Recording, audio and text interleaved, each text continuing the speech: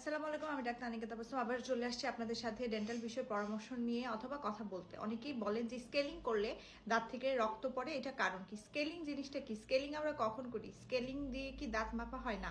Scaling মূলত হচ্ছে দাঁতের গোড়ায় গোড়ায় যে পাথরগুলো জমা হয়ে থাকে, বিশেষ করে ভেতরের সাইডে, ওই পাথরগুলোকে পরিষ্কার করা কি স্কেলিং বলা হয়। এবং স্কেলিং এর পর দাঁতটাকে স্মুথ আউট এবং ব্রাইট করার জন্য এটাকে আমরা পলিশিং করা বলে থাকি। এই স্কেলিং করার পরে যখন দাঁতের ব্লিডিং হয়, সেই ব্লিডিংটা কিন্তু আপনার কারণেই হয়ে থাকে। এটা কিন্তু স্কেলিং এর কারণে হয়ে থাকে তা না। এটা কারণটা হচ্ছে আপনার মুখে লেগে থাকা পাথর এবং প্ল্যাক।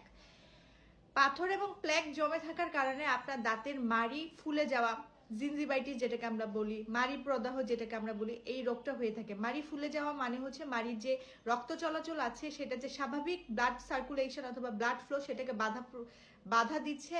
এই কারণে মাড়িটা ফুলে যাচ্ছে এবং মাড়ির ব্লাড সার্কুলেশনটা ঠিক মতো হচ্ছে না। এই মাড়ি ফুলে যাওয়ার ক্ষেত্রে কারণটাই মেইন হচ্ছে আপনার ক্যালকুলাস অথবা প্ল্যাক অথবা পাথর জমে যাওয়া। এই পাথরগুলো পরিষ্কার করার জন্য আপনাকে স্কেলিং করতে হবে। এটা খুব শক্ত ধরনের একটা আবরণ, ছবি দিয়ে দিচ্ছি। এই শক্ত ধরনের আবরণটাকে আপনাকে ক্লিন করার জন্য আপনি খালি হাতে আসলে ক্লিনটা করতে পারবেন না। এর জন্য আপনাকে অবশ্যই ডক্টরের স্পেসিফিক এবং স্পেশালিস্ট ডক্টরের হ্যান্ডের সাপোর্টে আপনি করতে পারবেন। আপনি খেয়াল রাখবেন, আপনি বিডিএস ছাড়া অন্য কোনো ডক্টরের কাছে এই ধরনের চিকিৎসা নেবেন না। বিডিএস মানে কি? Bachelor of dental surgery. এই ব্যাচেলর অফ ডেন্টাল সার্জারি পরীক্ষা পাশ করেছে এরকম ডক্টরদের কাছ থেকেই আপনারা ডেন্টালের যাবতীয় চিকিৎসা নেবেন। বাকি যারা আছে আসলে ডেন্টাল বিডিএস ছাড়া কেউ ডেন্টাল না, ডিপ্লোমা বলেন, ডেন্টাল টেকনোলজিস্ট বলেন, এরা কেউ যদি চিকিৎসা দিতে চায়, এরা কিন্তু আইনতভাবে এবং ইথিক্যালি কিন্তু তারা চিকিৎসা দিতে পারে না। তো আপনি আপনার দাঁতের চিকিৎসা কার কাছে করবেন সেটা ডিপেন্ড করবে আপনার নিজের উপর, যে আপনি আপনার নিজের জীবনের অথবা দাঁতের দায়িত্ব কার হাতে দিতে চান। একজন সার্টিফাইড ডক্টরের হাতে, নাকি একজন টেকনোলজিস্ট যে আসলে টেকনোলজি বিষয়ে পড়াশোনা করেছে ডাক্তারের সহকারী হিসাবে কাজ করার জন্য, তাদের হাতে। যাই হোক, এগুলো নিয়ে কথা না বলি।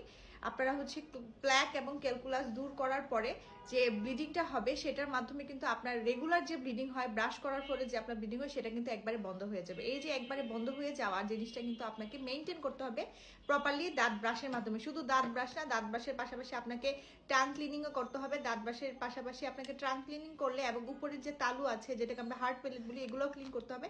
তাহলে এর সাথে মুখের দুর্গন্ধ আপনার দূর হতে সাহায্য করবে। ব্রাশ করার পরেও দেখবেন যে স্কেলিং পলিশিং করার পরেও এটা কি সারা জীবনের জন্য আপনার ব্লিডিং বন্ধ হয়ে যাবে? আসলে ব্যাপারটা টা না। স্কেলিং পলিশিং করার পর আপনাকে কিন্তু মেনটেন করতে হবে যে ব্রাশ করা, প্রপার পেস্ট ব্যবহার করা, এবং বছরে একবার যদি পারে স্কেলিং পলিশিং করবেন। কারণ এই যে আমরা কিন্তু খাবার একদিনে খাচ্ছি না, খাবার কিন্তু আমরা প্রতিনিয়ত খাচ্ছি। সকালে খাচ্ছি, বিকেলে খাচ্ছি, রাতে খাচ্ছি, 2 থেকে 5 বার পর্যন্ত খাবার খেয়ে থেকে এই খাবারগুলো কিন্তু আমরা একবার পরিষ্কার করি। তো বছরে একবার যদি আপনি ডিপ ক্লিন করে ফেলেন, তাহলে কিন্তু আপনার এরকম ব্লিডিং হওয়ার সম্ভাবনা থাকে না। আর অবশ্যই লাইফস্টাইল চেঞ্জ করতে হবে, যেমন বেশি করে পানি খাওয়া, দাঁত পরিষ্কার রাখা, ফ্লসিং করা, এগুলো করলে আপনার মুখের দুর্গন্ধ এবং দাঁতের পাথর এবং মাড়ি থেকে রক্ত পড়ার সমস্যা সবকিছু দূর হয়ে যাবে।